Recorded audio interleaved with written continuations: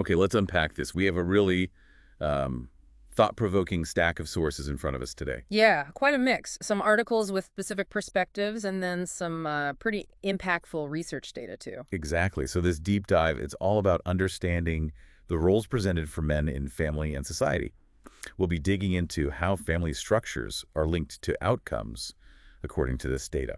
And also shining a light on some of the challenges and pain points men experience that this material suggests often get overlooked. Right. Our mission then is to go through these sources, kind of pull out what Hmm. they present as maybe foundational ideas about roles. Explore the statistical realities the data highlights, yeah, and connect that back to the human experiences described, the actual challenges. Oh, it feels like quite a journey through these pages. We're going from interpretations of foundational texts. All the way to modern stats and, yeah, some really personal struggles detailed here. What's interesting is seeing how these different kinds of sources are woven together. Definitely. The ancient text views alongside contemporary data and these personal accounts, it builds a specific picture. Okay, so let's start where one of the articles does. Yeah. It offers this foundational perspective from the book of Genesis. Right. It introduces this idea, citing Genesis 2.15, that man was initially created to maintain and keep the garden. Okay. And then it posits, citing 2.18, that woman was made specifically to help man fulfill God's will. To help him. Yeah. And it also points out from Genesis 2.21 that she was formed from man. So the article's interpretation is like a perfect pair for a perfect purpose. That's the framing. Yeah. But it adds a wrinkle suggesting maybe man couldn't fully know the woman. How so? Well, because he was asleep during her creation, it argues, and maybe can't fully grasp her because, only a rib was used. It's an interesting point made in the source. And here's where, according to this perspective, things get, well, complicated. There's a shift described after the creation. Yeah, the article states man relegated his authority. That's the phrase used, citing Genesis 2.23. What does relegated his authority mean in this context? Well, based on this source's reading, it implies he sort of stepped back from the leadership role he was initially given. Okay. And this perspective then connects the woman's leadership role, shown in Genesis 3.6 during the temptation, Right, with fruit. directly to the act of disobedience that happened next. And then after the fall described in Genesis 3, the article says man assumed leadership again, citing 3.20. Yes, with Eve then becoming his helper, which the source frames as being originally intended by God. Okay.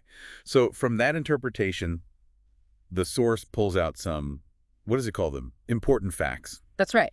The core ideas presented are needing a partner designed for God's purpose, the man positioned as the head, the woman as the helper. And it claims, what? That they can do each other's work, But not better than the one originally designed for it, according to this view.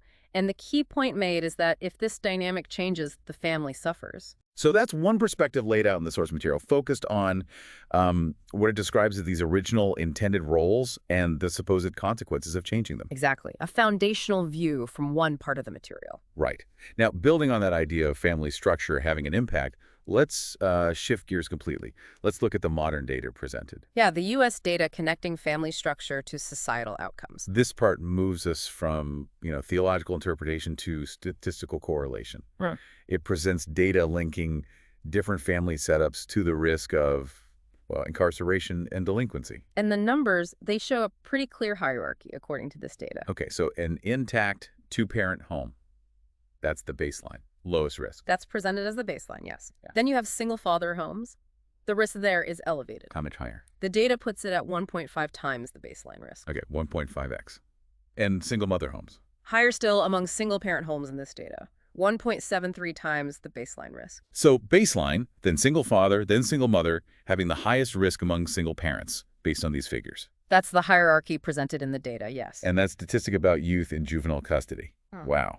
85% reported as coming from fatherless homes in this data. That's stark, isn't it? It is stark, and from the source's viewpoint, it's presented as a powerful indicator, suggesting father presence significantly reduces that likelihood. Implying father absence is a major factor. That's how it's framed. And the sources explicitly connect this to racial disparities, too. How so? They note that Black single-parent homes in this data have 1.8 times the baseline incarceration risk found in the overall data set used. And the incarceration rates themselves. Yeah. The difference per 100,000 people between Black and white men in the data provided is huge. 3045 versus 465. Right. I mean, just to put that in perspective for you listening, for every 100,000 black men, the data indicates 3,045 are incarcerated, compared to 465 for white men. It's a massive difference shown in these numbers. And the impact on children. 1 in 4 black children versus 1 in 27 white children having an incarcerated parent, according to this source. The material also brings up father involvement specifically, says it correlates with lower reoffending rates. So involvement itself is protective, even post-incarceration. That's what the source highlights. And it reinforces that point about single-father homes while still showing elevated risk compared to two-parent homes.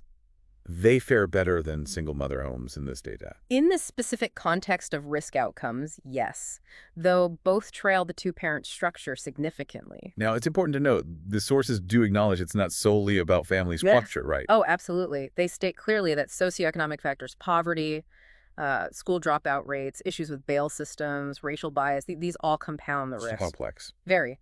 But family structure, particularly father absence, is highlighted in this material as a strong driver, interacting with those other factors. Okay, let's look closer at the race and ethnicity data provided. It links population share, incarceration share, and that rate per 100K.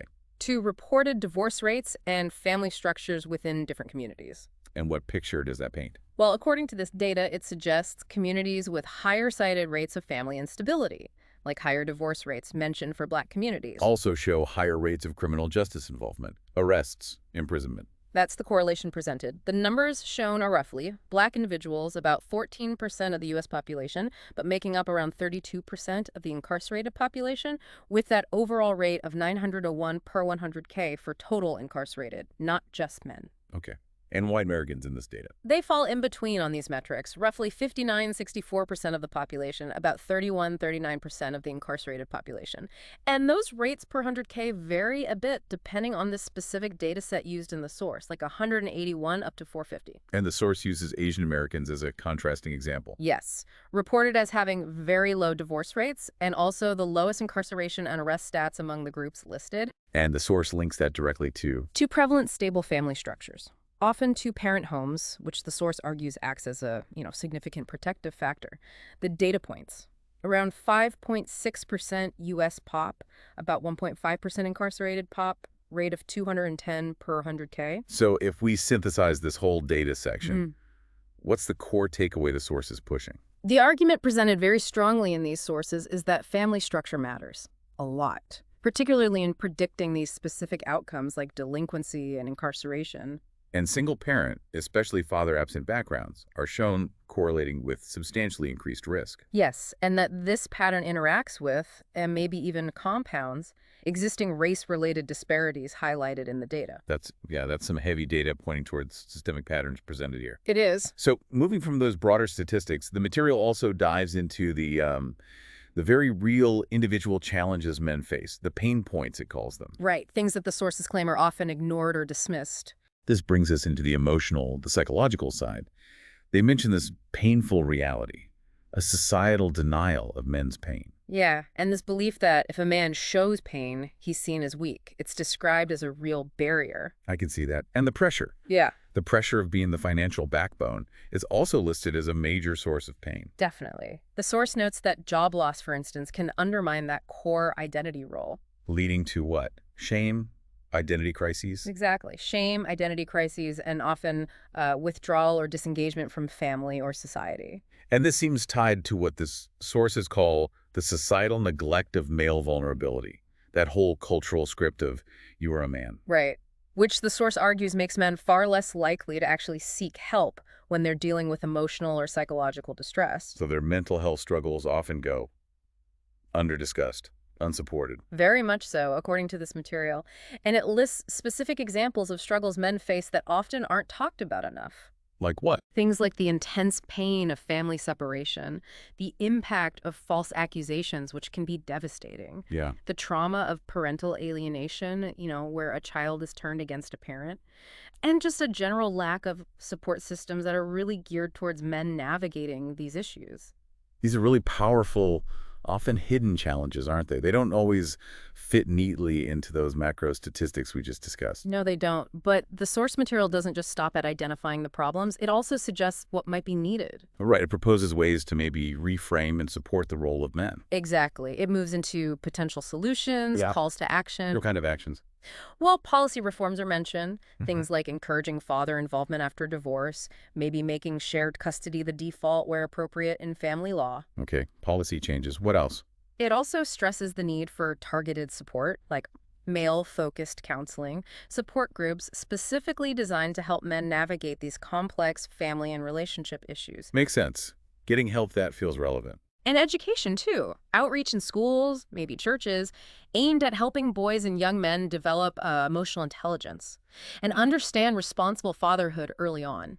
So ultimately, the source material wraps this section up with a call to what Yeah. reaffirm men's roles beyond just being providers. Yeah, pushing beyond just the traditional provider focus, Yeah. recognizing and supporting their essential roles as nurturers, protectors, positive role models, all of it. More holistic view.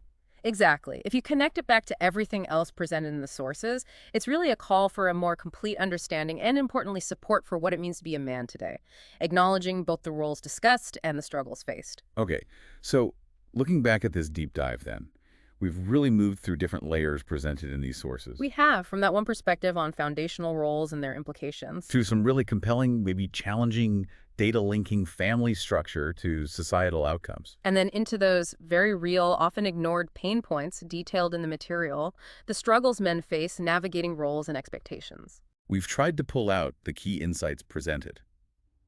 That foundational view, the source's presentation of data correlating family structure, especially father absence, with risk. And the detailing of the emotional and psychological struggles that the sources argue need much more attention and support. So why is understanding all these different facets important for you, listening? Well, the sources argue that looking through these different lenses helps build a more, complete, nuanced picture. Yeah, it moves you beyond maybe simple headlines or stereotypes, shows the complexity, the real human stakes involved in all this. And maybe it leaves us with a final thought to consider, right? Based on everything we've unpacked from the sources. Definitely. If there's this significant connection, as the material suggests, between the pain points men experience identity, societal pressures, family challenges, and those statistical outcomes we talked about. What might happen if society genuinely acknowledged and worked to alleviate that pain? Right. How might supporting men's emotional well-being, supporting their varied roles in the family, how might that ultimately impact the very family structures and societal outcomes the data highlights? Something to think about?